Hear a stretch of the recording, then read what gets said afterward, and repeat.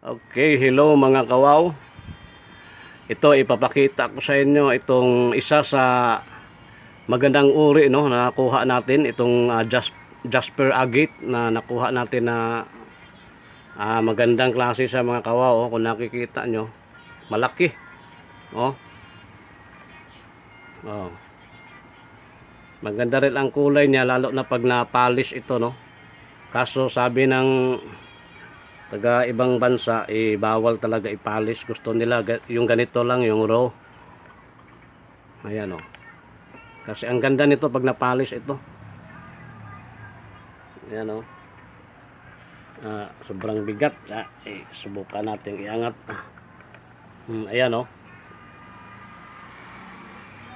Jasper agate, ang gandang ano o. Ayan o, isa sa na-hunt natin. Ayan ang sabi ko sa inyo, basta lahat ng matatagpuan namin ipapakita ko talaga sa inyo no. Ayan o, maganda ang mix ng kulay niya banda rito. May pula, blue, green, yellow, ganyan. Ikot natin kasi sobrang bigat. Yan, kaya maki-share talaga ng mga natin, mga video natin mga kawaw. Tapos yung hindi pa nag-subscribe, mag-subscribe kayo para hindi nyo ma-mintis no, lahat ng mga matatagpuan namin ay makikita nyo rin. Ayan, napakagandang Jasper agate mga kawaw. Actually may iba pang nakamix nito sa laboratory na ito malalaman kung ano pang ibang nakaano nito, pero more on Jasper agate ito. Yan, makikita naman may mga porsyon na yung sa agate niya no, makikita natin na tagos yung ilaw oh. Ayan oh, masyadong lang maliwanag ito.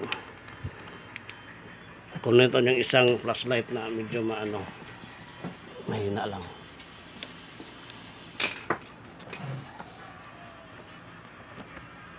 Yan, maganda. Ayan oh, tatagos talaga ang sa loob oh. Kung nakikita nyo.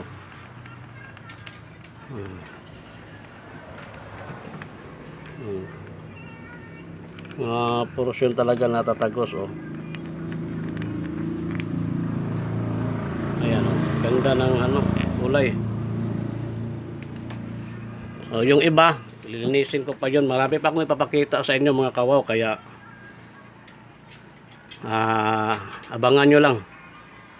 Basta mag-subscribe yung hindi pa nag-subscribe, tsaka paki-share ng mga videos natin para ma-update naman kayo. Nakikita nyo rin kasi bihira lang makita ng mga ganitong uri no, mga gemstones. Gandang klase tapos malaki. Okay, hanggang dito na lang muna mga kawaw. Abangan nyo lang ang iba. Marami pa kaming na hunt no, doon sa Leyte, tsaka sa Sibagat, sa Agusan Sur, mayroon din tayong nakukuha doon. Maganda. Okay, hanggang dito na lang muna mga kawaw. Babu.